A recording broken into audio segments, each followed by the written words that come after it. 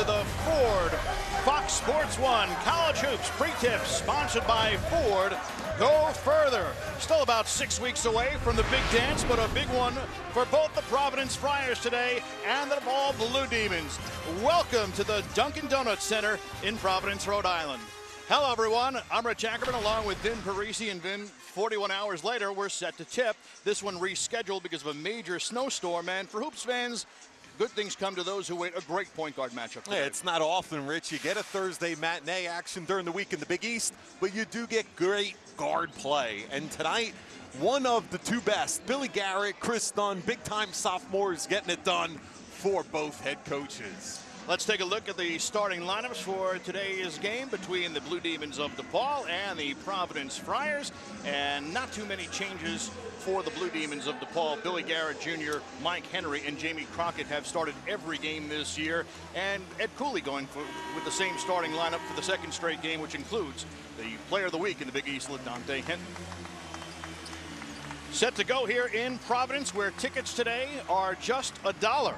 And season ticket holders or fans who held tickets. It's a great deal. Absolutely. If you held a ticket for today's game and not able, you can redeem those tickets for a future day. Carson DeRozier wins the tip and Providence controls. Here is Kris Dunn, who has had a sensational year, watched by Billy Garrett.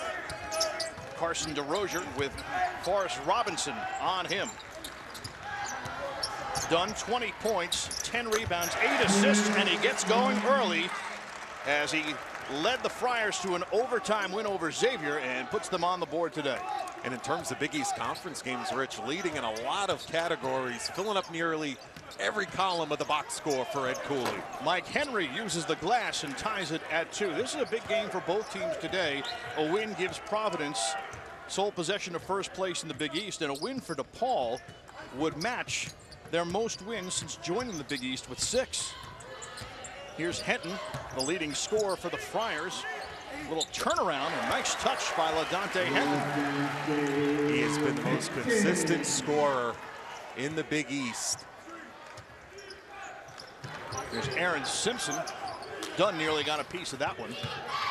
And swinging around for Garrett, who's watched by LaMamba. Robinson comes out. Every player on the floor can hit a 3, and Robinson, though, way off there. Henry with the rebound. Henry bottled up by Bentel and kicks it out. Well, you mentioned those multiple three-point threats, Rich. I think that's why you're seeing the aggressive man-to-man defense early for the Friars. Henry puts it on the floor and comes up short, and Dunn the rebound. He has had a terrific season with nearly 6 rebounds a game. Couldn't get the roll there. The rebound for Hinton, and his second chance is no good, and it's snatched by Billy Garrett Jr. They're sneaky in transition as well. They'll let it fly from deep. Garrett nearly got away with the travel there.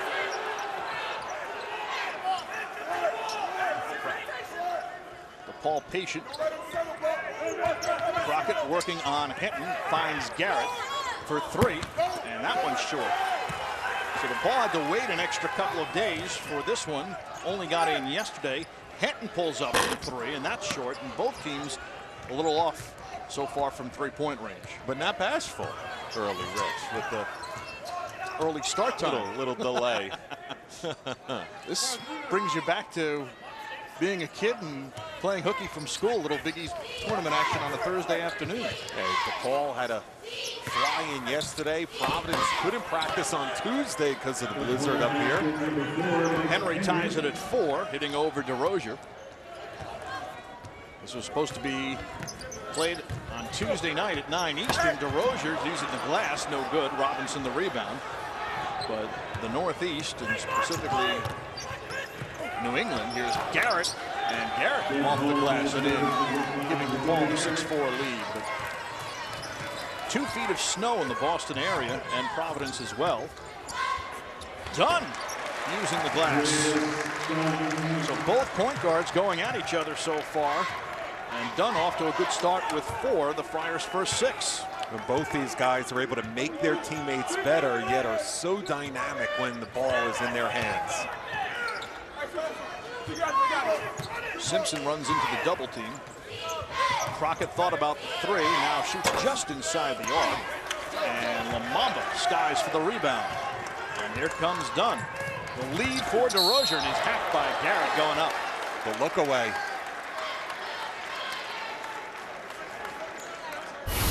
The two sophomore guards we talked about at the top. When Garrett, who will make you pay from the perimeters, tough off the bounce as well. And Kris Dunn with the sweet hesitation. These guys can hit scoring punches for their ball clubs as much as facilitators. So DeRozier will go to the line. He's a 70% free throw shooter. Knocks down the first.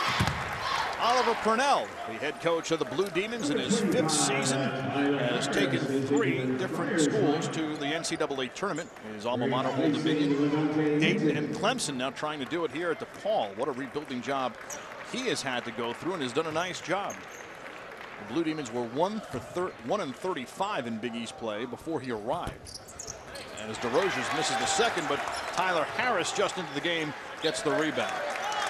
The preseason pick 10th in the Big East, back at Media Day for the coaches poll, and right now, when they're on their game, one of the toughest outs in the league. 5-3, a couple of road wins for the Blue Demons in Big East play so far. 11-10 overall.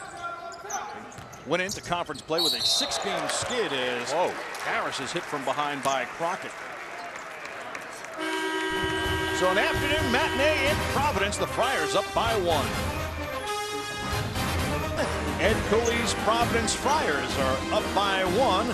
Cooley has done a terrific job in just his 4th season, coming off a Big East championship a year ago, and every year his teams have improved. And 23 wins last year, 15-5 so far this year. Yeah, and it's been a combination of things. It's been the player development of the veterans that he inherited a couple years ago. LaDante Henton then being the first recruit to buy in and cutting down the nets last year, led by Bryce Cotton, as you mentioned, and a lot of hype around the recruiting classes the last couple of years as well. And we've seen Ben Bendel, freshman in the starting lineup. Tyler Harris, who transferred in last year from North Carolina State, hits the free throws, and it's 9-6, a 5-0 run here by the Friars early on. Henry had it stripped from behind. Harris nearly stole it, and Providence will take over. Active hands, moving their feet, communicating defensively, and that's going to be key today. Pressuring yet talking to each other, because Oliver Purnell will have lots of lineups where 4 to 5 guys can be 3-point threats. Dunn nearly lost it. Providence coming off a big overtime win over Xavier a week ago. And here's Pascal Chukwu with the slam. Another of the prize freshman class for the Friars. The freshman, the big fella. As he looked better and better as the season has gone on. 7 straight for the Friars. They've opened up a 5-point lead. And here comes Dunn with his second rebound and pushing the pace. Dunn a little too strong. Chukwu puts it back up and in. This is key when he can get the confidence going early. Putbacks, high percentage looks inside, and Purnell wants to talk it over. After 4 quick points by the 7'2" freshman, Oliver Purnell sees it getting away very quickly and stops play with the timeout. Well, as good as Kris Dunn's been scoring the rock these past few weeks, top 2 scorer with LaDante Henton on this ball club, he also knows when to deliver the basketball at the right time. Great ball screen action at the top of the key. And the big fella freshman, not easy to get this footwork down when you're 7'2" and as young as he is. And this is just being active, pursuing, having a nose for the basketball. And you think back to 2 to 3 months ago, Ed Cooley said Chukwu was in a developmental stage. Well, he's been going in the right direction. A little move, putting the ball on the floor, and as you mentioned, nice nose for the ball. And it's suddenly a big lift off the bench here for the Friars early on. And he was not doing that back in mid-November, early December. That's what you want out of your freshman, constant improvement. Here's Derek Wood on, as well as Darrell McDonald, Tommy Hamilton the 4th. A lot of substitutions here for the DePaul Blue Demons. Crockett, strong move, scored, and the foul. Go to the line. Nice job by Oliver Purnell calling the timeout, drawing up the nice play out of the break. And this has had Cooley upset on the sidelines, not so much for the on-the-ball defender, but where the white jerseys helping in the lane there for his teammate. So Jamie Crockett will go to the line. Harris picked up foul. Try to convert the three-point play. 70% free throw shooter. And he cuts it to a 4-point game.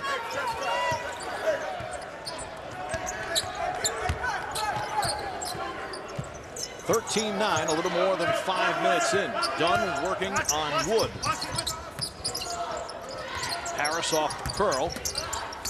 Pull-up is short. And Harris gets it back. Second chance, no good, but it'll go to the line.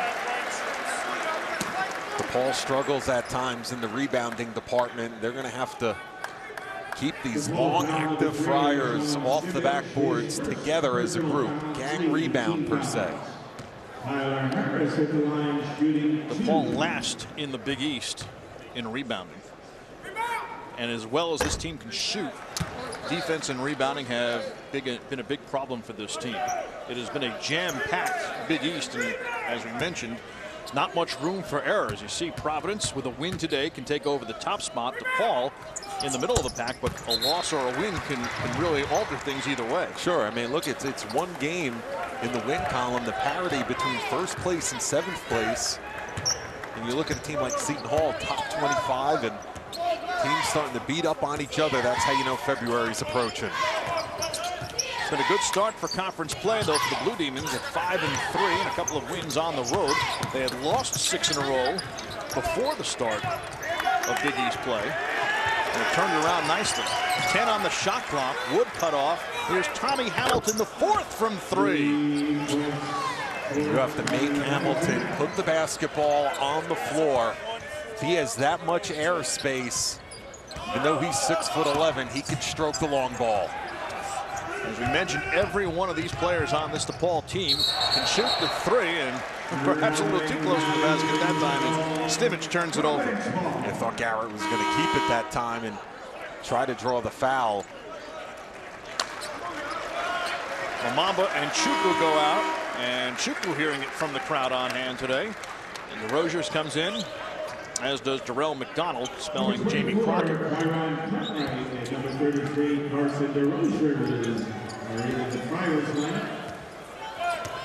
Providence by 2, 14-12. The Friars looking for their 3rd straight win today and 4th in 5 games. Henton coming off a 24-point, 10-rebound performance over Xavier. Harris down low, and he's bumped by Henry, who did not like the call. He didn't. Oliver Purnell didn't like that one. It was the right call. Might have came a little late, that whistle there. That's the first on Henry. That's that half-court flex offense that Ed Cooley loves to run from his days as an assistant to Al Skinner at Boston College. A lot of baseline cross screening, and Harris is tough to guard out of that offense because it's 6'9" coming across the lane with usually a smaller guard on him. Younger brother of Tobias Harris, adjusting to his new role off the bench. And Ed Cooley said he's bought into it. Took a little bit of an adjustment at first, as you would imagine, as he hits the free throw, but he's really starting to embrace that role and can give this team a very big lift as a tertiary threat. Yeah, he could give him a scoring punch offensively. And are they a little top-heavy with their scoring? With the top 2 always being done in Henton, sure, but it's nice when the 3rd leading guy can come off the bench for you as well. DeRozier's got a piece of that, and here comes Kyron Cartwright. He flips to Henton. He's cut off immediately. Cartwright finds Henton again, but this time ripped away by Stimich, but he's going to call alternate possession, and it'll go to DePaul. Got a little clogged up there. DeRozier's got a piece of that one. Coming across the lane, a little shove. Referees letting a little physicality go down there, which you like to see. And DeRozier's 2nd in the Big East in blocks at just over 3 a game, 2nd to Chris Beck of St. John's. Now let's see how the Blue Demons handle this long 2-3 zone that Cooley likes to play. Mike Henry, one of a half dozen Chicago products. Darrell McDonald a little short, and Dunn with another rebound. Here's Henton, and Henton bumped, and it's going to go on McDonald.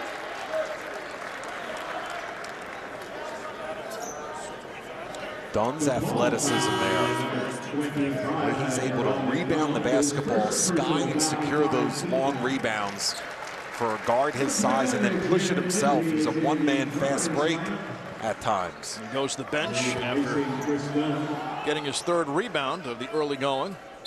But he's also got that quick first step, that quick burst. Yep. Gets that ball and goes, and that could really raise the tempo. Here's Cartwright, and Cartwright showing the touch from the foul line. Known as a long-distance perimeter threat, but yet again, out of the flex offense, a wide-open elbow jumper. 18-12, Providence up by 6. 8 minutes in here at the Dunkin Donuts Center. Glad you could be with us for this afternoon matinee as Garrett takes off, and he was hit by Lindsay. So it's been a fun start to this one. Providence by 6. On our defense, guys, our energy, we're not contesting shots. We're not blocking out. We're not talking. All the way around. Communicate. Communicate. All right? Contest shots. Block out. Tougher. More physical right now. Let's go. What are we waiting on? We need shots. That is the key to winning on the road in the Big East for sure. You got to defend, you got to rebound, and you got to talk to each other. And Oliver Purnell knows Friar's off to a start offensively. Rich shooting 50% from the field and nothing from downtown, which shows they're getting high percentage looks. Xavier shot 57% in the second half on Saturday to knock off DePaul. So defense obviously a major concern for Oliver Purnell. And as you mentioned before, dead last in the rebounding department. And it's not easy to always overcome that on the road in this league, but they have hot perimeter shooting at times. DeRozier's nice job down low and puts it back in to increase the lead back up to 8. Just as we said, another offensive rebound tip-in for the Friars. Garrett Jr. from long range off the mark. And here comes Providence on the run. Cartwright left alone, and Cartwright his second basket of the game. And another timeout called by Oliver Purnell with DePaul's lead up to 10, the largest of this first half so far. Providence in front, 22-12. A little mini run here for the Friars, and it's with Kris Dunn on the bench. First, it's the big fella, the 7-footer DeRozier's cleaning up the offensive glass yet again, and the freshman Cartwright, he's been letting the game come to him this first half. Hasn't been forcing the issue, and back-to-back elbow jumpers for the freshman. 8 straight points by the Friars to open it up, and an 18-6 run by Providence. DePaul, as we mentioned, takes a lot of threes, and if they're not going down, then it's going to be a long day. They haven't attempted that many so far, but they haven't been able to stop Providence on the other end, though. No, they haven't. And it's a defensive issue why they're down 10 points right now. And another main issue, Rich, is the fact that the Friars already have 5 offensive rebounds.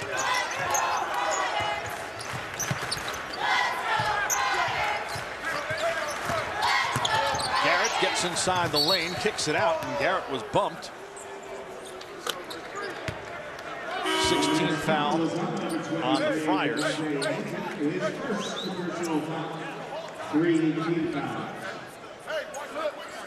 Check that. That's 13 foul on the Friars.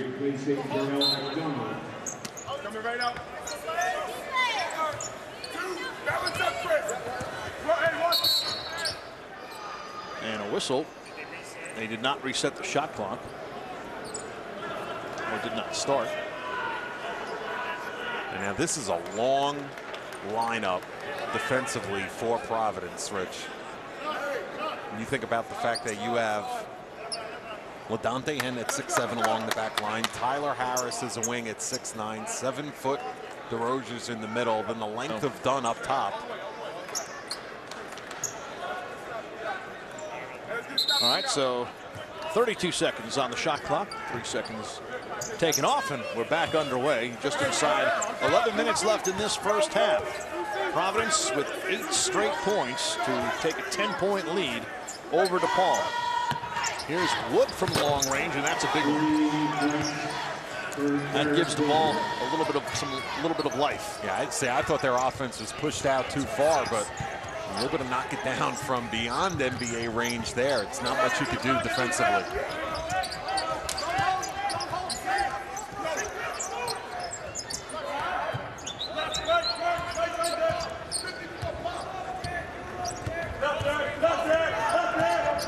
Dunn off the screen, kicks it back for DeRozier's just inside the arc, and he knocks it down. DeRozier's off to a nice start in this first half as the lead is back up to 9. And it's a nice luxury for the Friars offensively when the big fella could get the pick and pop cooking from the top of the key. DeRozier's with 5. Wood trying to shake Dunn.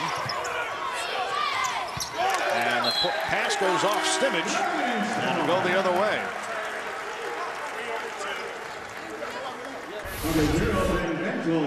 Kris Dunn with the ball in his hands. He makes such good decisions beyond his years off that high pick and roll that the Friars love to run. You have to pick your poison, because if you're going to load up to Dunn, he finds the open man, and you leave him in an isolation situation, he's too tough to cover.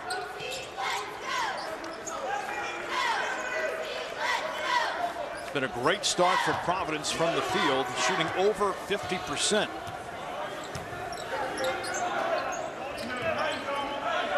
Very methodical. The last couple of possessions have been the Friars. Lamamba thought about the 3, finds Hetton down low, but he lost it going up. Here comes Crockett the other way. So he could try to push the pace and get some easy ones. Oh, Crockett called for the travel. Saturday, the Big East returns to Fox as the Providence Friars head to Madison Square Garden to take on D'Angelo Harrison and the St. John's Red Storm. Coverage begins at 11:30 a.m. Eastern Time on Fox and streaming live on Fox Sports Go. Tough loss for the Red Storm last night at Creighton. They're going to be itching to get back to the Garden after that one. Rashid Jordan hurt his knee. Makes a thin team that much thinner. And the runner by Harris. And Harris has had a strong first half with 7. Yeah, see, I think that's when Tyler Harris has had his best offensively, because you know he could stretch the D with his range. When he's able to put it on the deck and pull up mid-range, adds a whole nother dynamic. Here's Tommy Hamilton, the 4th, and he was hit by Harris and will go to the line. Talk about the mismatch that Tyler Harris causes, but how about 6'11" Tommy Hamilton, who can put it on the floor like that, and Harris picks up his 2nd. There's no doubt about it. It shows you good things happens on zone offense when you get to the teeth of the defense. That foul line, just below the foul line, middle area. The Friars have forced them. They're trying to make the home run pass from deep. Correction, he was not going to the line there, but off the miss, here comes Dunn. 2-on-1, and Hetton finishes. He's too good in transition with the ball. Ed Cooley trying to get this Thursday afternoon matinee crowd going. A 13-point lead for the Friars with just under 8.5 left in this first half. Hamilton backing his way in, and DeRozier's picks up the foul. Just got caught behind. His first.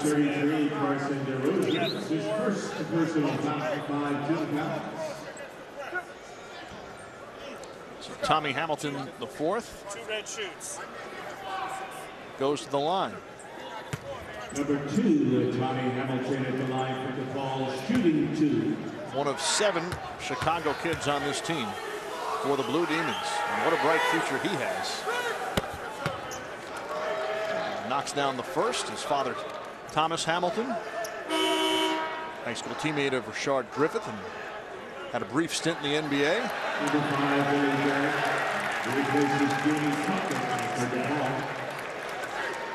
A lot of substitutions early for Oliver Purnell. Mike Henry into the game.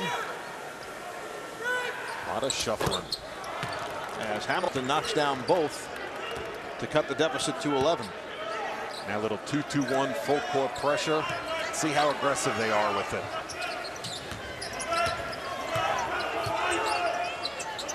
Dunn had some trouble, but finally gets it across to Lamamba.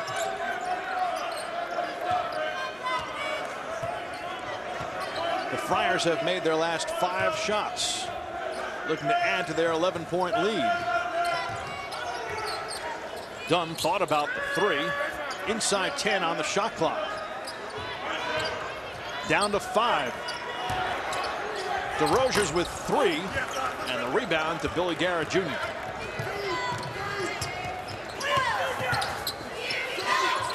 Wood thought about the 3 and turned away by Dunn and DeRozier's. Here's Henton, and Henton off the right wing. Almost an instant replay of what we saw before for the Friars in transition. Back up to 13. Providence has been clicking on all cylinders here in this first half. Down low is Henry, and DeRozier's altered that one, and it goes off Tommy Hamilton the 4th. One of the best 1-2 punches in the Big East, the sophomore Dunn, setting up the senior Henton. Providence by 13 early on. Kris Dunn leads the nation in assists, and he's been special once again so far today. I'll tell you, this last month he's played as well as any guard in the Big East, doing it all for Ed Cooley. He's getting better and better when the rock is in his hands in the scoring department. Consistently a top 2 scorer with LaDontae Henton, and then setting up his teammates, doing it as well as anyone. And you look at these 4 points, 5 rebounds, 5 assists, 1 block, 1 turnover. And this is back to what Ed Cooley talked about when the season was just beginning. He can affect the box score statistically in so many ways. As I mentioned, he is the leading rebounder for this team, not to mention leads in assists and leads the nation in assists, and also 9th in the country in steals as well. So he's had a terrific season, his first full season. He missed most of the first 2 due to a pair of shoulder surgeries. The lob knocked away, and it'll go the other way. And what Kris Dunn is able to do as a sophomore, see, this is normally a trait of seniors, Rich. Look at how the numbers go up when it's really on the line in conference play. And to think that he's in this league another 2 years is scary. And the numbers vastly improved to conference play. Granted, it's fewer games, but more intense, and teams that are at least have much more video on you, can do a little more scouting, and he's made the adjustments. Here's Bentel with a block on Henry. Here's Dunn looking for assist number 6, and Bentel contributes to the big day. So now Dunn has either scored or set up the last 5 field goals for PC. They go on a lot of runs to where he's affecting all of it. Hamilton in trouble down low, and we get a foul on the Friars. DeRozier's was looking for a traveling call, but to no avail. So you know what the coaching staff's going to love the most about this one, Rich? The freshman Bentel gets the block, and then look what Dunn does. He rewards the big fella who sprinted down to the other end, hitting his defender on his back. So Ben Bentel has cooled off a little since conference play began, getting into the scoring column, and here's Tommy Hamilton, the 4th on the line once again. Nice touch.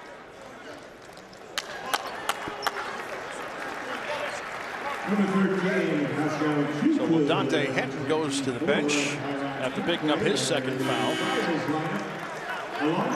Henton off to a nice start today with 6 points, and Tyler Harris, who has 2 fouls, back in. 1 shot, guys, 1 shot. So with 6 minutes left in the first half, Ed Cooley has 2 of his top 3 offensive players with 2 fouls. And there's Dunn again around the ball. And every time last week, Ben, in the win over Xavier, when Providence needed a play, whether it was a rebound, whether it was a big pass or a big shot, and there was Dunn making that play. That's that continuous staggered screening action, and this is what they like to do later in the shot clock, the high pick and roll. Dunn finds a way but can't finish. And the foul is going to go on Aaron Simpson. Check down, it's on Billy Garrett, and Providence now in the bonus. So here's Pascal Chukwu, 7'2" freshman from Fairfield, Connecticut. And Ted Bancroft checks in, fan favorite here at the Dunkin Donuts Center, defensive specialist.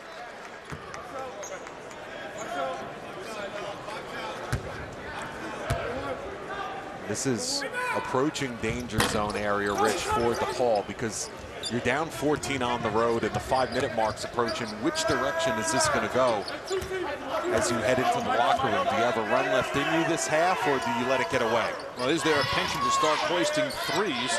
This is a very good three-point shooting team. Do they try to get it back in it that way? Or do they just try to get a high percentage shot? Wood from way out and no good. Fought for between a pair of Friars. And it's Chukwu who comes up with it. You know, and even though the Friars have length, you do run the risk of giving up three-pointers when you go zone versus them, but it's working so far. Dunn with the pull-up to increase the lead to 16, the largest of this first half, and there's still 5 minutes left.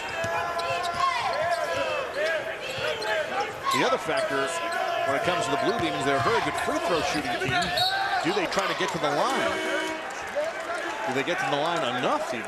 I think you got to take what the defense gives you. I think that they're a good enough shooting team to not turn down long ones, but when it's there, get into the teeth of that defense and try to penetrate and get high percentage looks. Well, Garrett did it just there.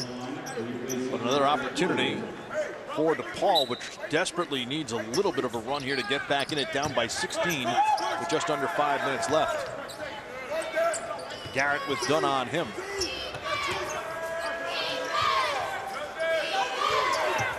Dunn fights through the screen, and Dunn is going to be called for the foul. UFC 183 starts on Fox Sports 1 with a full card of epic bouts, including UFC superstar that is, Miesha Tate entering the octagon against Sarah McMahon, plus Herman battles Brunson. UFC 183 prelims are only on Fox Sports 1, Saturday at 7 p.m. Eastern. So Billy Garrett Jr. will go to the line.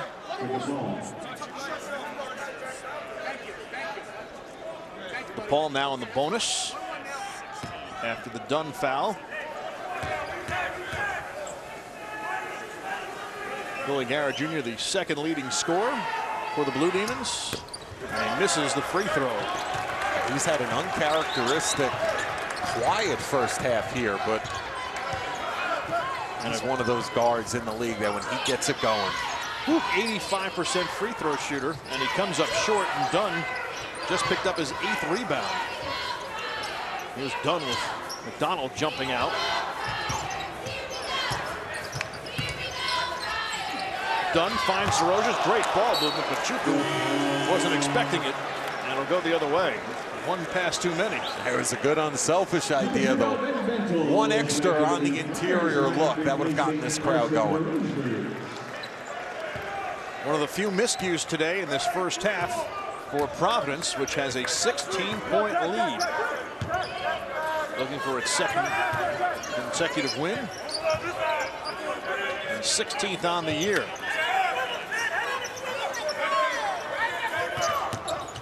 McDonald gets the step, and Bentel fighting for it. Who did go off last, and it'll stay DePaul basketball. But the Friars have put the Blue Demons in a big hole. DePaul down by 16. Providence up by 16, and time for our New York Life Keep Good Going stat. DePaul, the best shooting team from three-point range in the Big East. They need something to turn this around. 2 of 7 from long range so far today. Yeah, but you know what? We talked about it earlier coming into the game in terms of conference plays. Ed Cooley's defense was the best, and you see that is a scoring drought. Combination of cold offense and terrific defense. And thus the 16-point lead for Providence with 3:45 left in this first half. How about every white jersey contested, and did that one get off in time? Yes, it did, but off the mark. And Bentel with the rebound. There's Cartwright quickly the other way.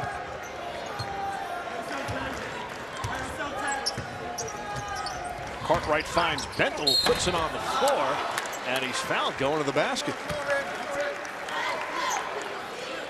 That's going to go on Forrest Robinson, his second. They like to work on that, the assistant coaches, in terms of their post-player development. That guy right there, LaDante Hinton's great at catching it at the elbow and facing you up and ripping through. And this freshman Bentel has gotten more and more comfortable with the basketball in his hands in face-up situations as the season's gone on. Needs to get a little more comfortable at the free throw line. Just a 52% free throw shooter on the year. Providence has struggled at the line as well. 6 of 10 so far today. 60% they're shooting, just under 69% for the year. Coming down the stretch tournament time, those free throws become bigger and bigger. No question. We saw it with a lot of their games last year in the final minutes on that run to the Big East Championship, how clutch they were. 1 of 2 for Bentel. It's a 35-18 lead for Providence.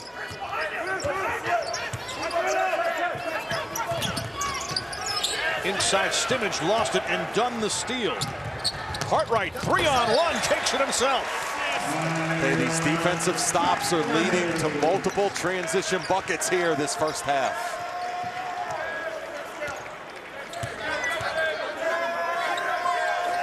Matchup of the point guards in this first half. Kris Dunn clearly the winner so far.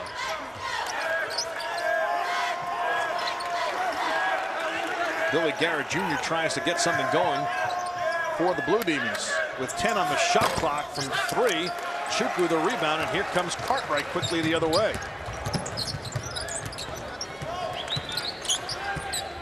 Bentel with a mismatch here, working on Stimage.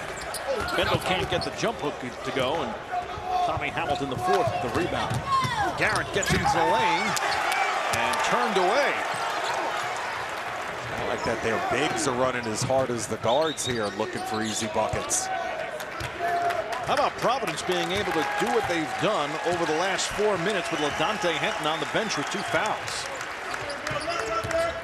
That's because Kris Dunn is having another sensational game. And it adds to his big day. Dunn with 8 in this first half. It's been unstoppable offensively. He's out-rebounded and had more assists than DePaul most of the first half. What a start he's off to. Dunn with 8 points so far, 8 rebounds and 7 assists. It's not even halftime. He may have a triple-double before this one's all said and done. With 1:16 left in this first half, it's Providence on top by 19.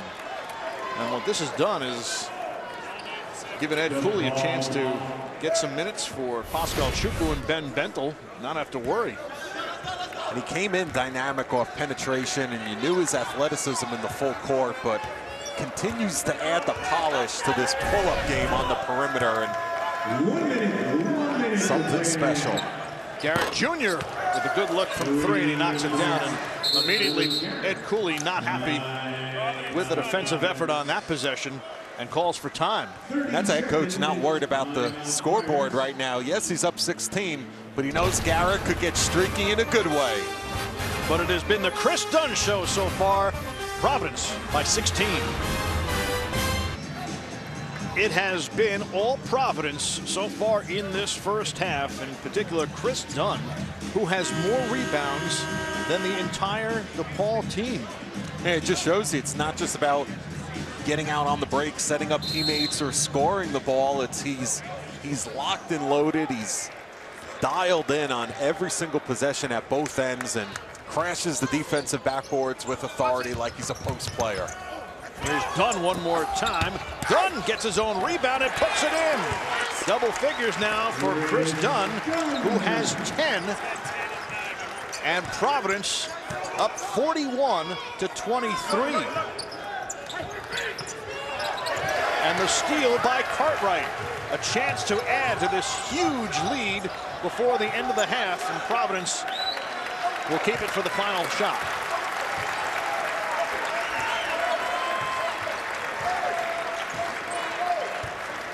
Those that came out today giving the Friars a big hand as the final seconds of this first half tick away. Here's Dunn for Ted Bancroft for 3, and that one off the mark. But a terrific first half for Kris Dunn. 10 points, 9 rebounds, and 7 assists. And Providence leads convincingly over DePaul, 41-23. That's the end of the first half. Once again, the score, Providence on top, 41-23.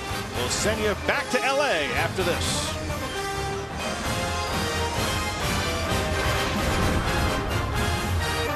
Providence with a convincing 41-23 lead over DePaul at the half. It was a big first half for Ed Cooley and company, and Vin Parisi caught up with them. Coach, statistically one of your best halves of the year. What's gone right?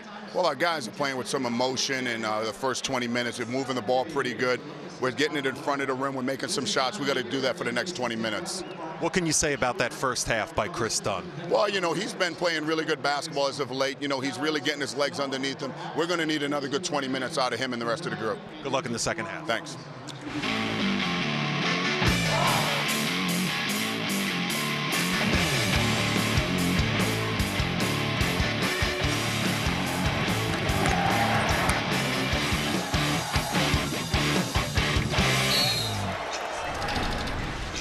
Providence with a resounding lead as we get ready to start the second half, 41-23. Now let's look at the AT&T fast analysis of the first half, and a pretty one-sided affair in every statistical category. Look at rebounds, 25 rebounds for Providence, just 7 for DePaul. And as we mentioned, Kris Dunn has out-rebounded the entire Blue Demons roster. And when's the last time you can think of a team in league, Rich, being up by almost 20 and not shooting it from downtown and making three-pointers? It just shows you how dominant they've been in transition and how good of a job defensively they've done on that young man, Billy Garrett.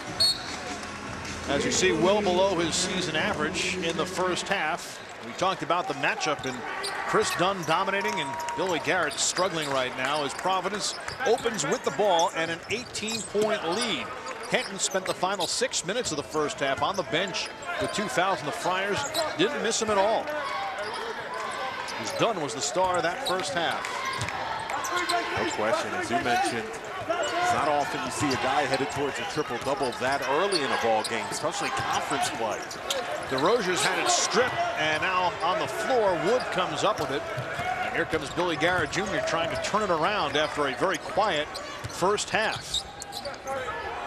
And lost it there, fought for on the floor, still loose, and DePaul retains possession. Garrett off the floor over DeRozier's, but he draws the foul. Guys playing hard, bodies flying everywhere. Second on DeRozier's.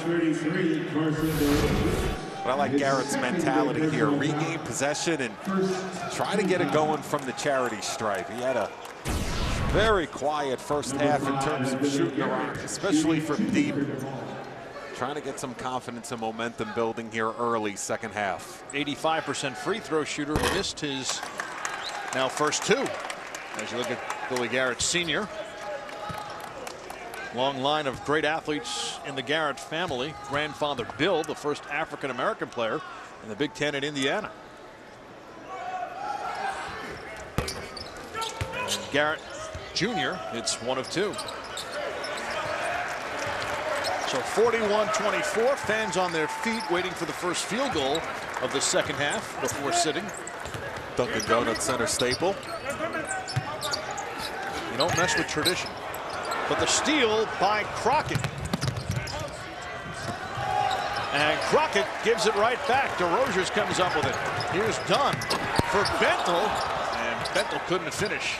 See how quick they look to get it to Dunn in transition, though. Aggressive pace here by DePaul, looking to cut into that large deficit. And Bentel, and now Dunn will slow things down. You can see LaDante Henton's antsy to get going. It's been a while for him, as I mentioned. finished the first half on the bench with 2 fouls. DeRozier's picked up his second moments ago. Here's Hinton, short jumper. A little too much on that one, and Mike Henry the rebound. It was a quiet first half for Henry. DePaul's leading scorer at over 13 points a game. He had just 4. Garrett with a ball fake. And he's called for the travel. A little bit of a slide there after the pickup. Needs that slip knot. Get a little more suction on those shoes. Tried to get that dribble penetration going. You see that foot drag just a couple inches. So a little more than 2 minutes in to the second half. Providence looking for their first field goal. The fans remain on their feet. Bentel. And just can't get that one to go. Bentel one more time and it'll go to the line.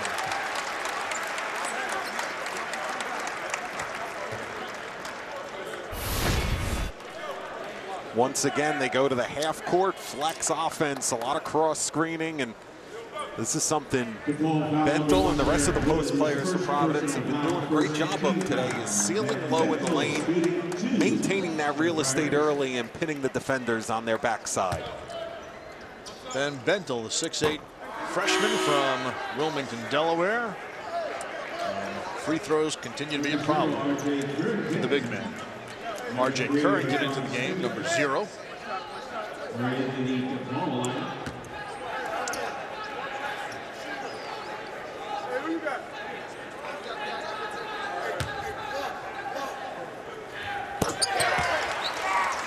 So Bentel 1 of 2, and with the first point. Thankfully, Rich, you sat down.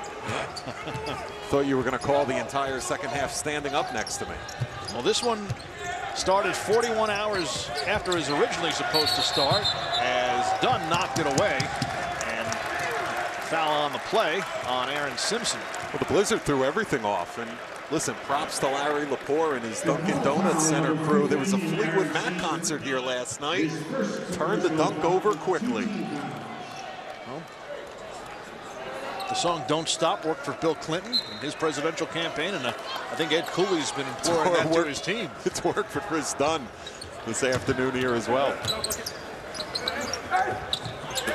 Here's Hinton down low.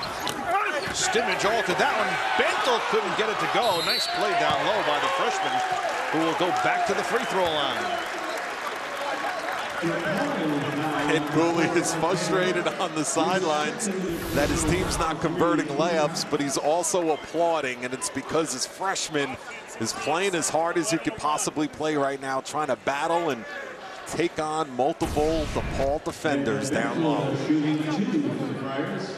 Bentel has done a nice job in the early moments of this second half. 2 opportunities, just hasn't been able to get them to go down, but trying to get it done at the free throw line. But how about the Friars hitting the boards today, owning the offensive glass, 11-1. Well, we talked about it at the top several times, is how DePaul's been struggling in the rebounding department, and you're going against a long, strong team like the Friars have. One thing Ed Cooley has is length. Every Big East head coach that faces them talks about it, and it's been on display here this afternoon.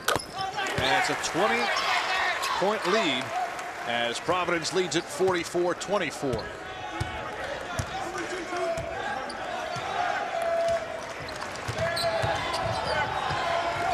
McDonald gets past Dunn. Stimage. It's a 2.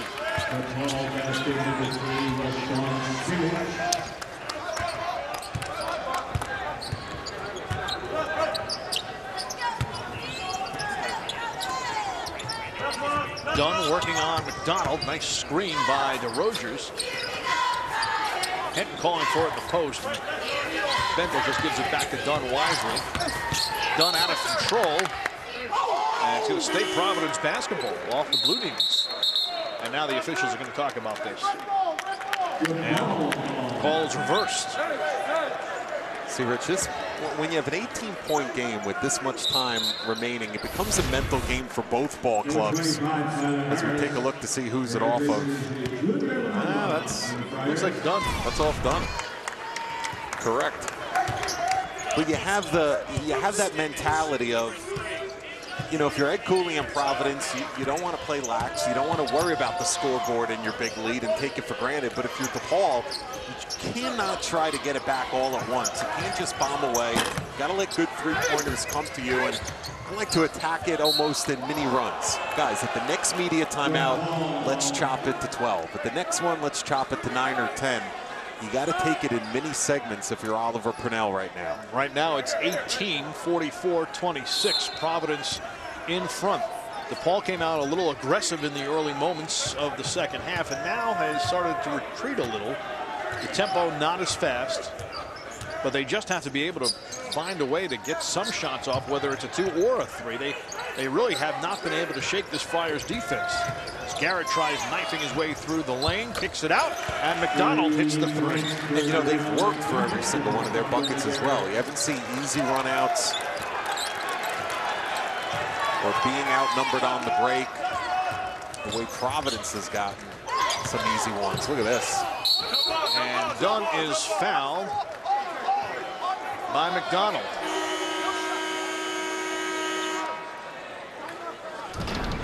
Darrell McDonald picks up the foul, but right before it, trying to rally DePaul.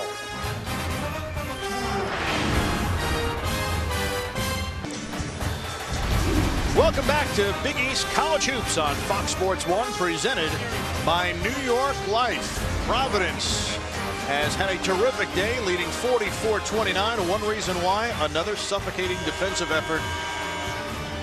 And that's what Ed Cooley and the staff have been talking about the last couple of days, is defending the three-point arc. DePaul was #1 in the Big East at nearly 40% as a team in terms of percentage, but it's about the makes too, Rich. They just passed Villanova for 8.2 makes per contest, and then you just see the way Ed Cooley's team, whether they've played man or zone, has really keyed in on limiting the opposing team's three-point shooters.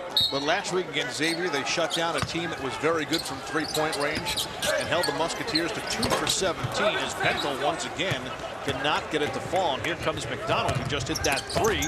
That one deflected. Nice play by McDonald to get it back, but he can't get it to fall. I like the mentality, though, to try to push the pace and get an easy one. Here's Dunn for 3. Kris Dunn doing it again. 13 for Dunn. And the lead is back up to 18.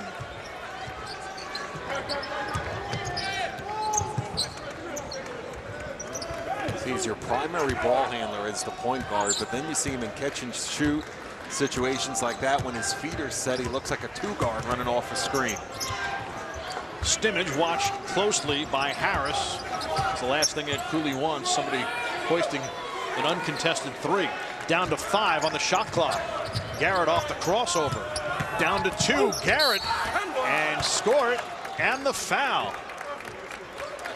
Just did get it off with 1 left on the shot clock, and he'll go to the line trying to convert the three-point play. Well, Harris shows early. They clog him up high to take away the three-point shot, but just crafty, nifty play by Garrett using the window.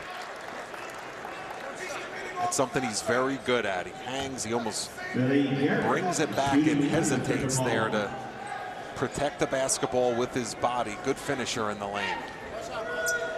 Well, as we look for ways in which DePaul can get back into it, there's one right there. High percentage shot, three-point play for Billy Garrett Jr., an 85% free throw shooter, and it's 47-32. They have a lot of balance scoring as a group, but if they're going to make a run here, Garrett will be at the forefront. Everything falling for Kris Dunn, 15.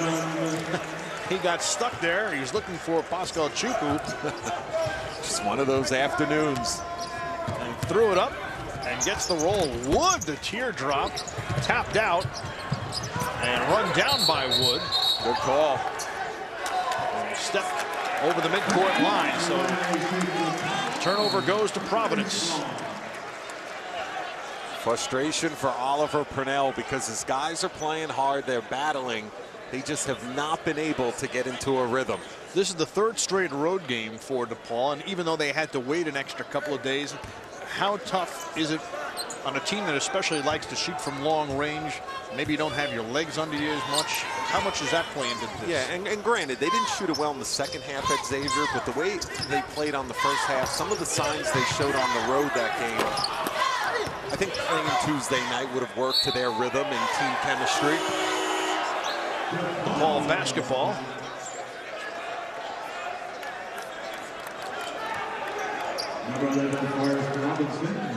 The Blue Demons coming off the loss at Xavier after a big win a week ago at Seton Hall, in which they knocked off a ranked team for the first time since 2008, a span of 51 games.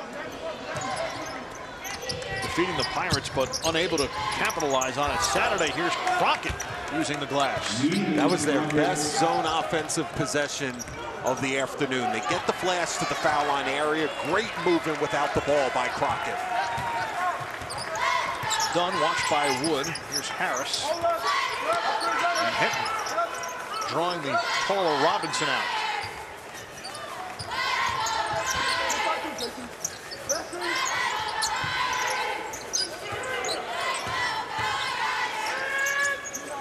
Inside 10 on the shot clock. Hinton over Robinson from 3. Harris the rebound, and nobody put a body on him. They are just killing them on the boards. Picking right up where they left off in the first half. The 12th offensive rebound for Providence. And it increases the lead to 51-34. And knocking down the 3 was Tommy Hamilton, the 4th. Back-to-back possessions. Good things have happened when they've been able to enter the basketball to that high post foul line area. First a layup, then an inside-out action for a 3. Well, the way they shoot the 3, if they can make that extra pass or draw a double team and kick out, they have the ability to get back in this game. As Harris hoists a 3. Shuku the rebound and whistle underneath. This is good adjustments in the huddle by Oliver Purnell, because they didn't have this type of zone offensive action in the first half. The high post flash and the down cut by the wing there for the easy layup. Then the defense converges on the high post entry, and it's Hamilton open in the corner. Derek Wood picks up his second, and Darrell McDonald comes back in.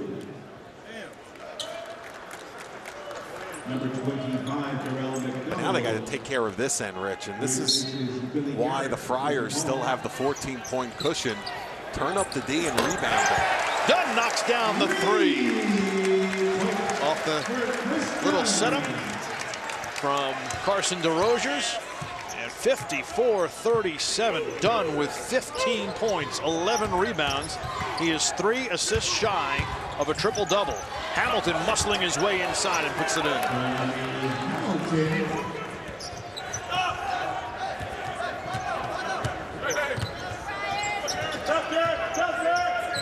Dunn looking for more. Flips back for Hinton. And an offensive foul. Call Hinton on the push-off. We've seen him in transition today. We've seen him on the break, breaking guys down. He's getting it done with the long ball as well. Providence up by 15. Let's go inside the huddle with Ed Cooley during that last timeout. What they make, 4 threes this half already? Yeah. Come on. We're better than we're showing right there. Way better than we're showing right here. We're one defense. They're coming to him. You got to don't let them back you down. Everybody got that? 1 through 5. Yes, we are. Well, one thing I think Ed Cooley is concerned about, a week ago he saw his team blow a double-digit lead against Xavier, and that had to go to overtime before the Friars ultimately prevailed. They have had a penchant for letting teams back in the game. That's right, and you look at the first half numbers. They held DePaul 8 for 25 from the field, and already the Blue Demons now are 6 for 10. And you mentioned when they get going from the perimeter, DePaul offensively as good as any team in the league. Here's Derek Wood taking Dunn off the dribble, and that one's going to go the other way. And what predicates that? It's the 3-ball. And you heard Ed Cooley constantly asking his staff what the 3-point totals are, because they knew coming in that Purnell's ball club fueled by the three-point shot. The numbers have shown it thus far. 5 of 13 today from three-point range for DePaul.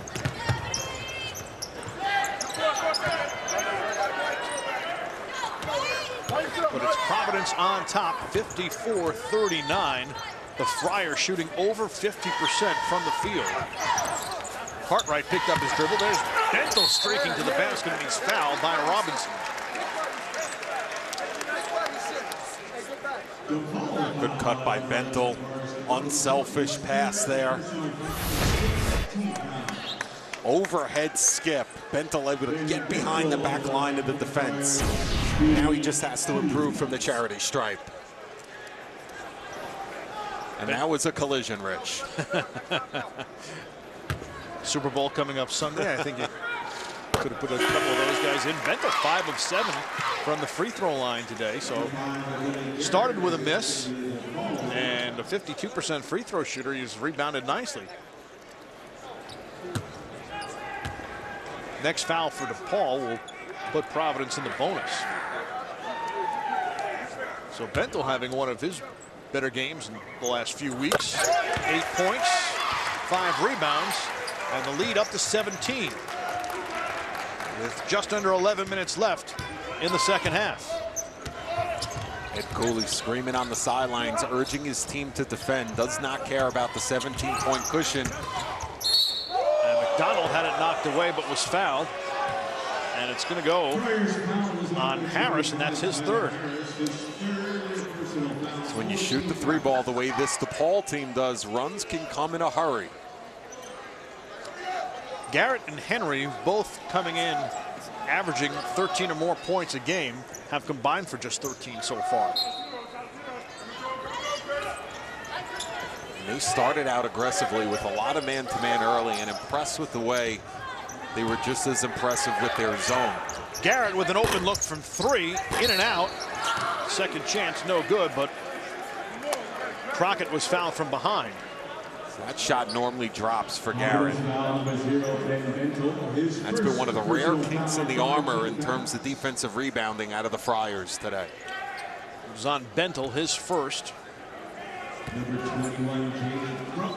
The only 4-year senior on the roster, Jamie Crockett, goes to the line. Knocks it down, and don't miss a single Big East basketball game this season. Add the full 2015 schedule to your calendar. Tweet hashtag Big East at Fox Sports 1, and then check your notifications. Crockett knocks them both down, 56-41. The deficit down to 15, and here comes the press. And Dunn gets it across easily. Cartwright, the pull-up. Nicely done, the soft rim helping out. Gotta like the mentality of Cartwright to attack that pressure. Wasn't just happy to get it past half court and bring it back out. He looked to score. Cartwright having one of his better games, 8 points on the day.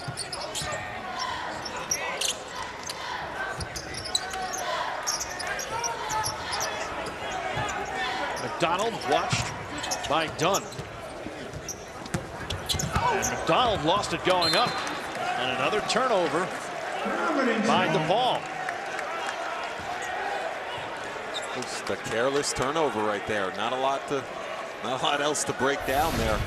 Providence willing to give up the 2, but just did not want to give up that open 3. As you see all the white jerseys around the arc. Yeah, you could tell they've been running guys off the line, and they're going to rely on their help side for penetration.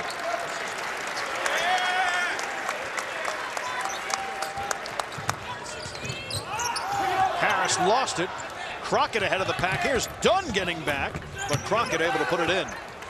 Nice effort by Kris Dunn, and Crockett able to chip away at that Providence lead down to 15. Gotta stay with this pressure. And turnover by the Friars as it goes off Tyler Harris last. So is this the run that DePaul has been waiting for? There really hasn't been one so far through the first 30 minutes of this one. And you know, it hasn't come from their perimeter shooting or interior game, so let's see if they could get defense turning into offense.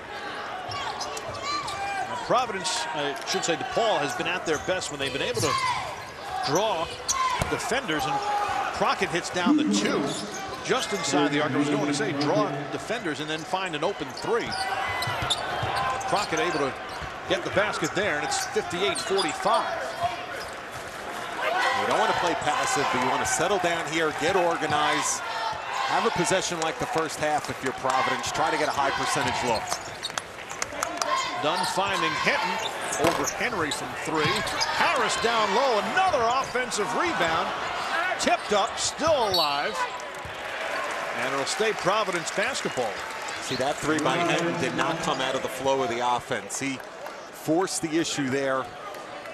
Maybe that's just trying to get himself going, manufacture some buckets because he's been quiet. Hinton with just 6 so far today. But Hinton bailed out on that last possession by Harris sliding in and picking up the offensive rebound. They have owned the offensive glass today. 16 offensive rebounds for Providence. They have more offensive rebounds than DePaul has rebounds total. That's going to be a column that keeps Oliver Purnell up tonight for sure. We got a little tic-tac one off the ball. And now it's a 1-on-1 situation for Providence the rest of the way. 8.5 left as Wood picked up the foul. His second. Check that third on Derek Wood. So Dunn will go to the bench for a breather with Providence up 58-45. DeRozier's checks back in. Lamamba also in for Providence. Tyler Harris goes to the bench. He's been a big spark today. Very quietly has had a strong game. 9 points, 5 rebounds off the bench. Speaking of strong games, Bentel, one of his better ones so far this year.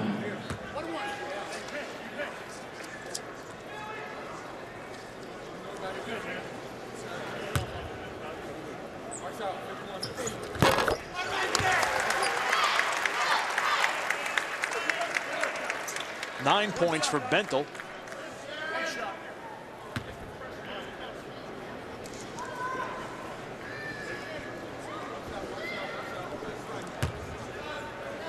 Bentel looking to get to double figures. 10 for Ben Bentel. He is 7 of 9 today at the free throw line.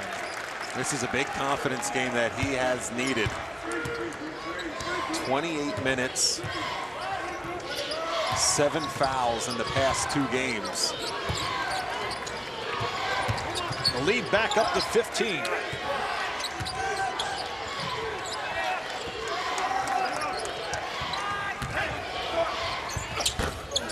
Hamilton with the foul line jumper. Not your typical 6'11" matchup.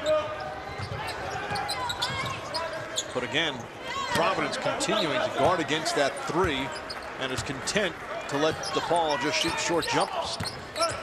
And DeRozier's held by Crockett, so he'll go to the line.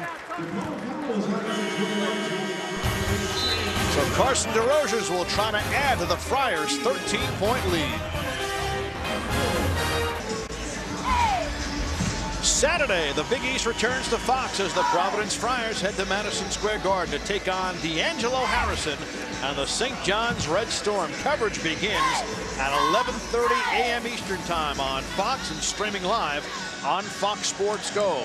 DePaul trying to chip away the deficit at 13, and with their three-point shooting, if they get hot, they can make a run, but we have yet to see that today. Yeah, but you know, Providence has had a couple of possessions here recently to where you would think they were up by 20 to 25. 13 points is not a win in this league, especially with just under 8 minutes to go.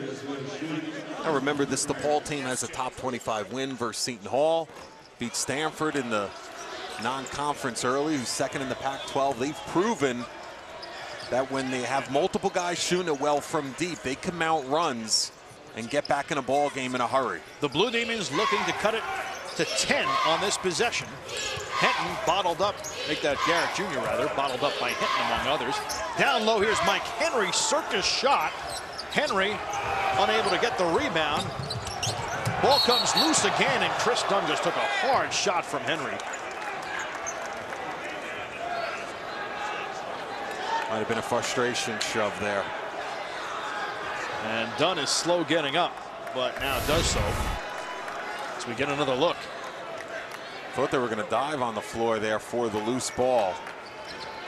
You know, Dunn, there's always concern after a couple of shoulder surgeries the last couple of years. Actually, officials now going to the video to check to see if there was a flagrant foul there. It's definitely a foul. It was definitely a shove. You're going to see Henry give Dunn a shove as they go to pursue this loose ball. It's coming up right now. But I don't know if that's going to warrant, you know, trying to hurt him in any way. A hard play, yes. It's more, I don't know. Especially since his eyeballs are fixated on chasing down that loose ball. Not any type of altercation face-to-face with Dunn. Could go either way. It looks like it's just going to go for a foul on Henry.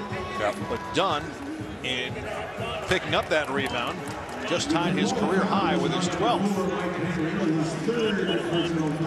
So it's a 1-and-1 for Kris Dunn. Just 2 assists shy of a triple-double, the first for the Friars in over 8 years.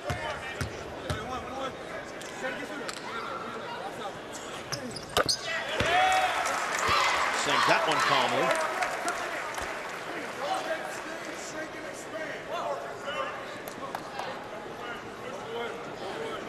It has been something to watch his development this season. Early on, Vin, you could see the rust and maybe some indecision, but as time has gone on, he just keeps getting better and better. And at this point, there's still a long way to go in the season. Dunn now with 20 as the lead up to 15, but you have to start putting him in the conversation.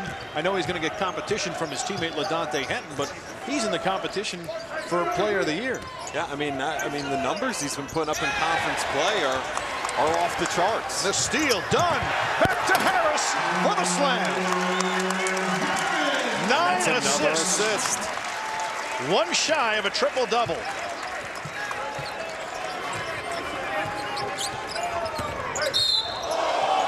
And he gets called for the foul. I'll tell you, if he picked his pocket there, that might have been a 2-on-1 break with Tyler Harris.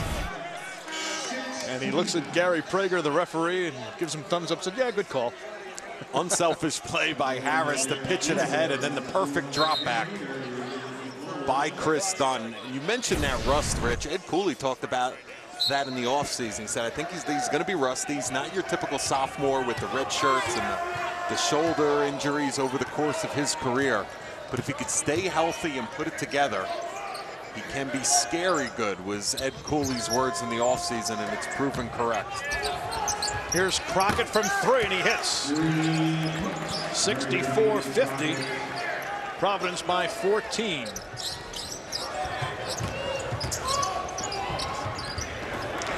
Harris one more time to the basket. The floater no good, but there was Harris coming up with a loose ball, and it was knocked out of bounds by Crockett.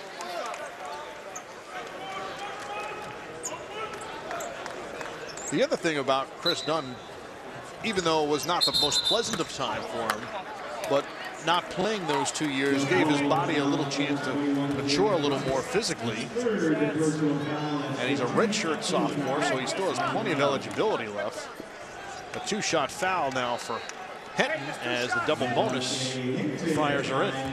I remember talking to Dunn at the beginning of the season. He also mentioned the tutelage he was able to receive indirectly by Bryce Cotton, senior all-league performer last year, who, you know, you watch film as to how much, yes, Bryce Cotton scored, but also handled the ball and set up his teammates, and he knew he'd be in that position this season. Henton with his first point this half with that last free throw, and knocks down both. 66-50. Henton now with 8. And you have to think, though, watching his teammates go on to the Big East title last year and play in the NCAA tournament, that had to hurt not being part of it. And a little incentive as he came back this year. Wood puts it in. Wood with 5, and it's back to 14 as DePaul applies the pressure in the backcourt. And once again, Providence gets it across. Good recovery by DePaul for a split second there. They had 3 defenders on the basketball. Thought they were going to give up an easy one. Providence will take some time with this possession. Eat up some of the clock here with just under 6 minutes left. Harris over Garrett, comes up short. Hamilton is fouled by Harris. A little frustration. Fouled by Tyler Harris. And it'll be a one-on-one situation after Harris picks up his 4th. Ed Cooley not happy with that frustration foul, and he's taking Harris out right now to get that point across. Harris departs with 11. And the last thing you want to do if you're the Friars right now, stop the clock and put guys in the line. As Hamilton calmly sinks the first, a 73% free throw shooter. So yes, you have the missed shot, and look at Ed Cooley on the sidelines with the little reach in there after the frustration by Harris. Hamilton hits both, and it's a 12-point game. And DePaul calls for time. Trying to mount the comeback, but it has not been easy as the Friars have owned this one so far and are up by 12. Welcome back, and it's time for the Infinity Performance Spotlight. We spotlighted the point guards at the top of our telecast, and Kris Dunn, 2 assists shy in his last game against Xavier of a triple-double, 1 assist shy today. And when you look at the head-to-head in terms of the stats, not a coincidence that the Friars are the team that's up 12 and not DePaul. When these guys play well, the rest of their ball club usually follows suit. It's been a terrific afternoon for the Friars. They had to wait a little while to get this one started. The game was rescheduled from Tuesday night at 9 Eastern to this afternoon at 2 Eastern after a major snowstorm left about 2 feet of snow in the Providence area. And here we are with the Thursday afternoon matinee, and not a bad crowd on hand. Dunn couldn't handle that and picked off by Thomas Hamilton IV. Tickets went for $1. Maybe some people Less than a cup of coffee. Cutting work, cutting school, what do you think? I would. Day off? That's why I'm not a doctor. I'm sitting here with you. Garrett hits the 3. 66-57. The lead is inside double figures for the first time since 9:57 of the first half. So DePaul trying to get back in it with the 3-point shot, and Garrett giving them some life. 9 points, 4.5 left is not a W yet. Here's Dunn with the answer at the other end. They get so much out of that elbow high post area, out of that flex offense. 22 for Kris Dunn. Garrett thought about the 3 momentarily. Here's Henry with Henton on him. Down low, Hamilton working on DeRozier's, and he'll go to the line. And right now, Ed Cooley starting to feel a little nervous. He's had this opportunity more than once today to where Hamilton sealed low in the lane and kept DeRozier's on the high side. Finally got a pass delivered right on cue. Tommy Hamilton IV with 19-11 have come in this second half, and he has a chance to make it an 8-point game right here at the line. Hamilton had hit a bit of a cold spell. He had gone 1 for 9 in 3 games before coming up with a 15-point performance at Xavier on Saturday and 19 today. Make it 20. And it's down to 8 with just over 4 minutes left. And as you talked about, chipping away at each TV timeout and coming up on the under 4 timeout. It's down to 8. Now you got to take care of the basketball, not turning it over, being effective with your shot clock seconds. Providence led at the half, 41-23. It got over 20 in the second half, and now down to 8. Here's Dunn with 5 on the shot clock, trying to shake McDonald. Dunn for 3, and he hits. Huge basket for Kris Dunn. 25 points, and it ties a career high. How do you defend that?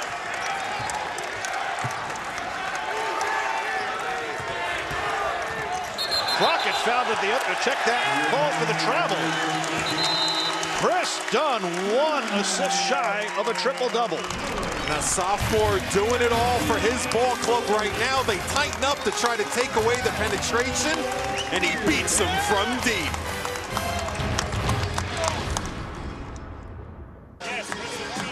With 3:18 left, Providence up by 11 thanks to Kris Dunn's 25 points, and that three-pointer was huge as the Friars look to take over sole possession of first place in the Big East.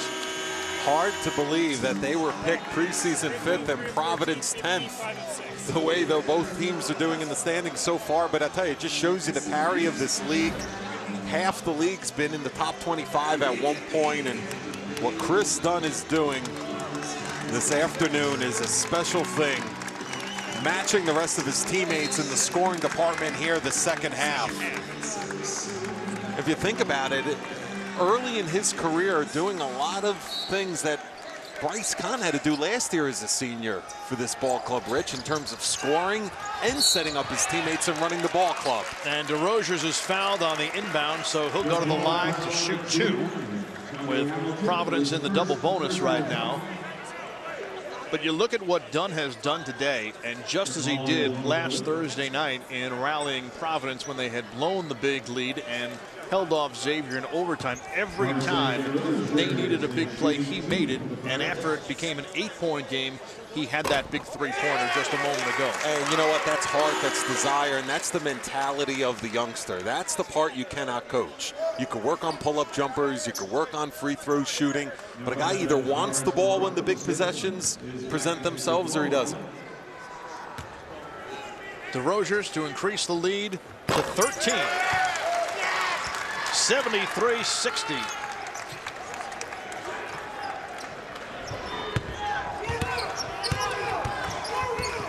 Garrett watched closely by Dunn. Forrest Robinson comes out to set the screen. Garrett gets the left-handed layup to fall. 73-62.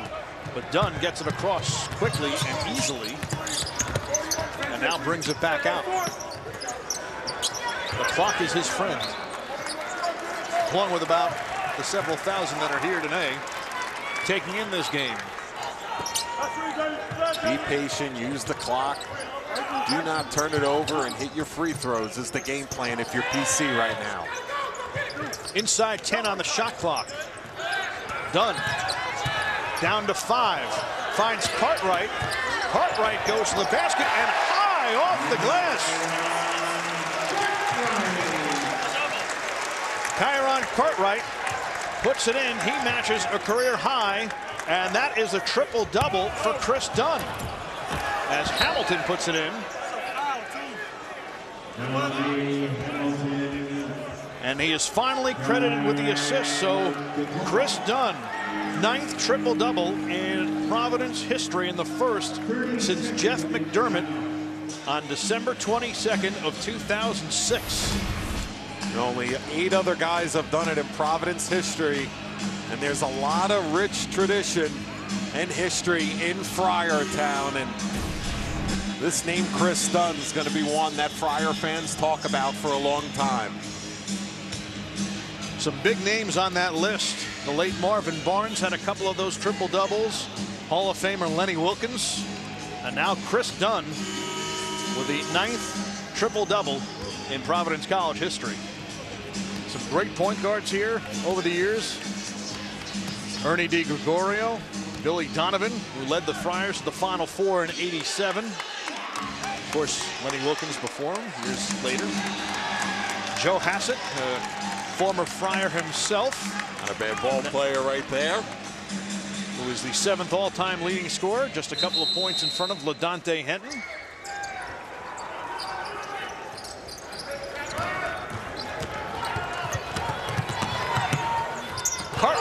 pass for Hinton, and Hinton will go to the line.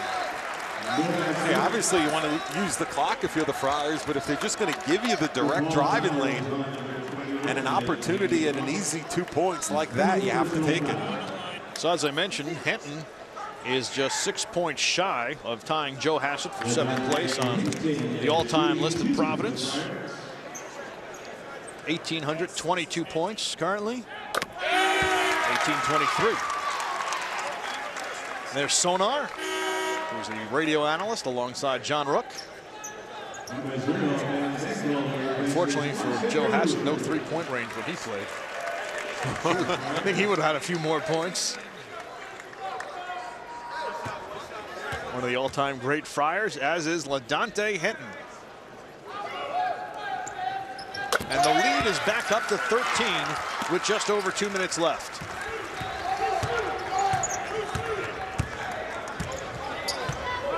Providence, which has struggled at the free throw line this year, 22 of 28 today. They come in a shade under 69% as a team.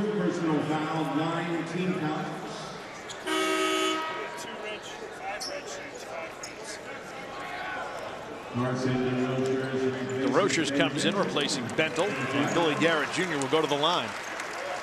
Billy Garrett to the line, shooting 1-1. So he'll shoot a 1-1. Garrett with 14 points today. But a quiet day overshadowed by the dominance of Kris Dunn.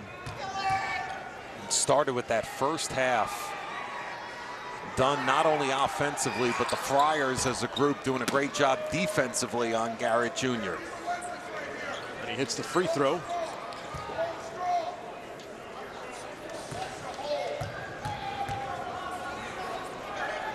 Billy Garrett Jr., the Big East Rookie of the Year a year ago, having a fine season, but a rough day today as he pulls DePaul within 11. Just under 2 minutes left. Here's the pressure. The freshman Cartwright trying to get it in. He finds the biggest man in DeRozier's. Outlet for Dunn. Here's Hinton. Hinton and Dunn have carried this Friars team, and how nice was that connection? You could have packaged that and thought that it was the first possession of the game, how hard those guys were playing and how unselfish they were. McDonald in and out. Henry puts it back in, and quickly Oliver Purnell calls for time.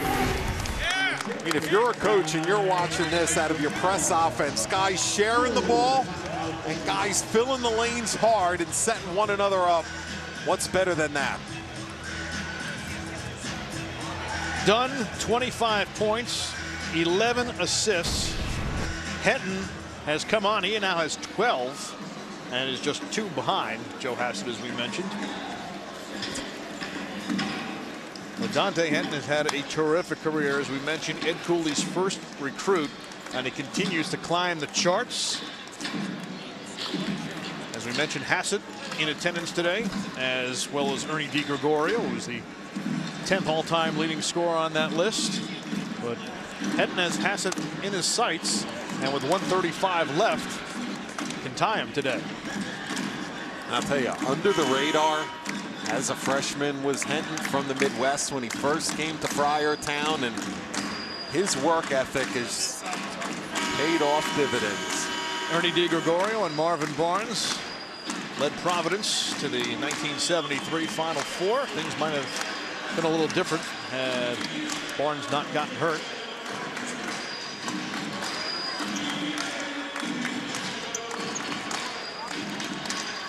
And Providence, the reigning Big East champs, off to a terrific start this year at 5-2 and a 135 away from taking over sole possession of the top spot in the conference.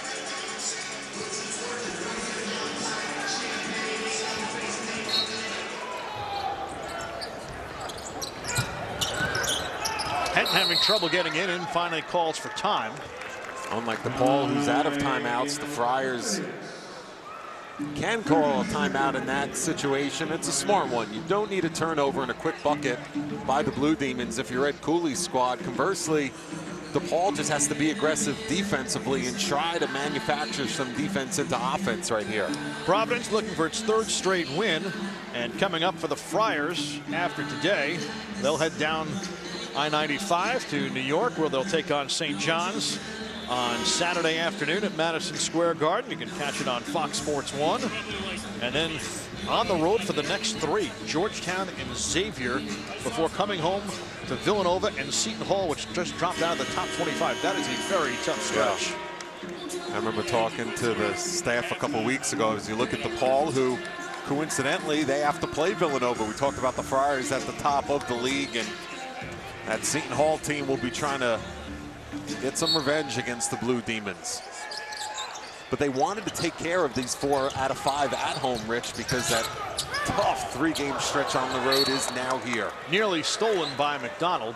And Henton looks at Kyron Cartwright, who threw the pass and said, "My bad, I should have come back to get that one a little more."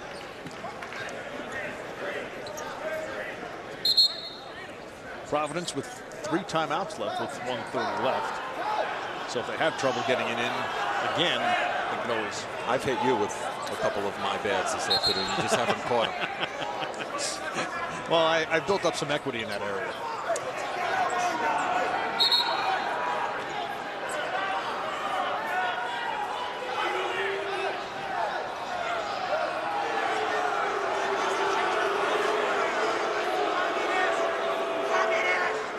And now the officials going over again. Not sure what they're reviewing.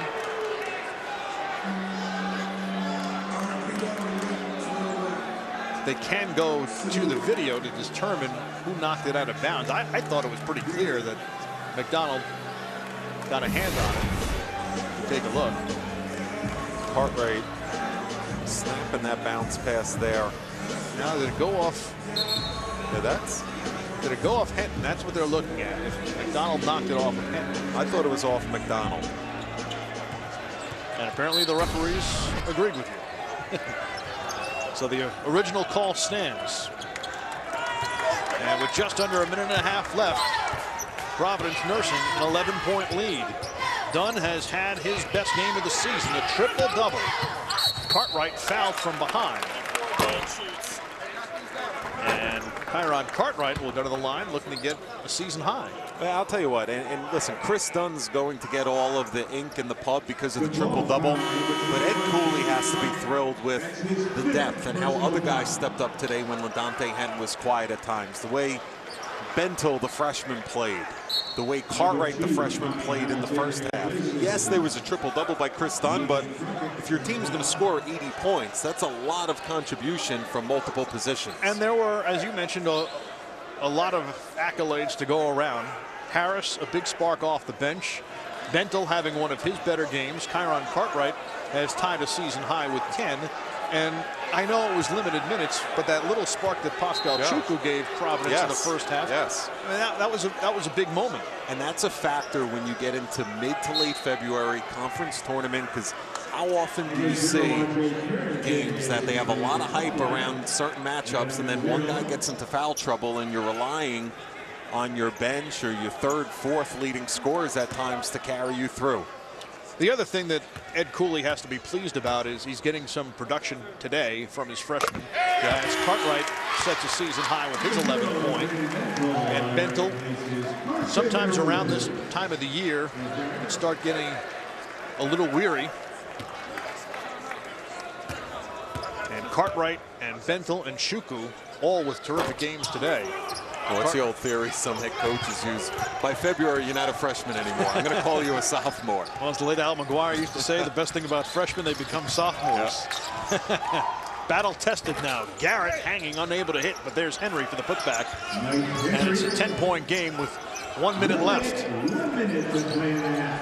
So it took 41 extra hours to get underway, but the wait well worth it so far for the Friars, who lead by 10, nearly stolen by Garrett, who stepped out of bounds. As the Friars 1 minute away from improving to 16-5 and taking over sole possession for first place in the Big East. Ed Cooley frustrated over there with his team's inability to get the basketball in clean as the officials go back to the monitor yet again. Well, it gives both teams a chance for a breather right here with 1 minute, less than a minute left. Just over 51 seconds to be precise. Thursday matinee crowd not happy about that, Rich. Well, you know, it's coming up on rush hour traffic here in the Providence area. So they're looking at the clock now.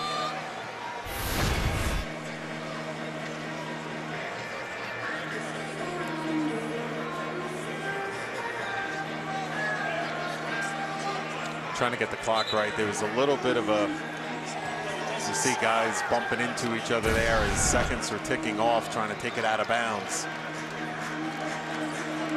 So 51.5 on the clock right now.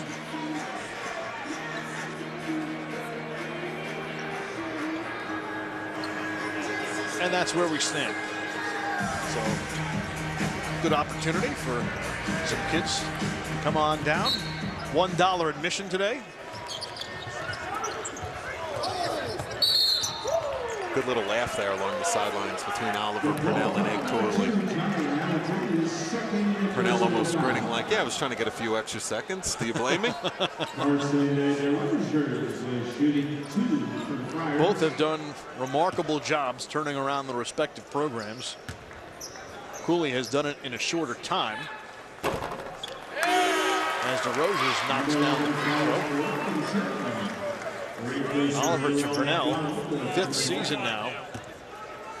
He's taken 3 schools to the NCAA tournament, but this rebuilding challenge was his greatest yet as DeRozers comes up short. And they've been very good in conference play. What hurt them was that 6-game skid. They had a tough road trip out west to Oregon State, and then the Hawaii road trip around the holidays. Just was tough on them schedule-wise. 81-72 with 34.4 left.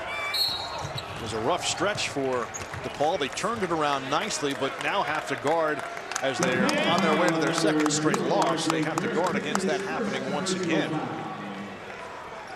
It would undo a nice start. Kris Dunn nearly had a triple-double a week ago. Today gets the first of his career and the 9th in Providence history. Career high 26 with that free throw.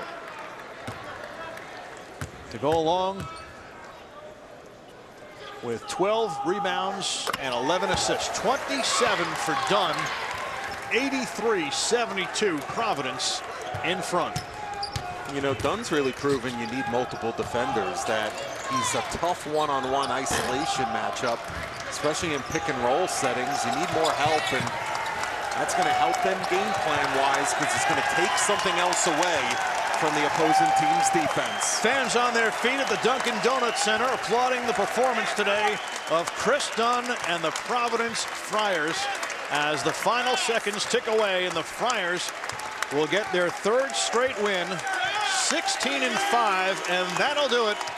Providence wins at 83-72 and takes over sole possession of the top spot in the Big East, thanks to a career day from Kris Dunn.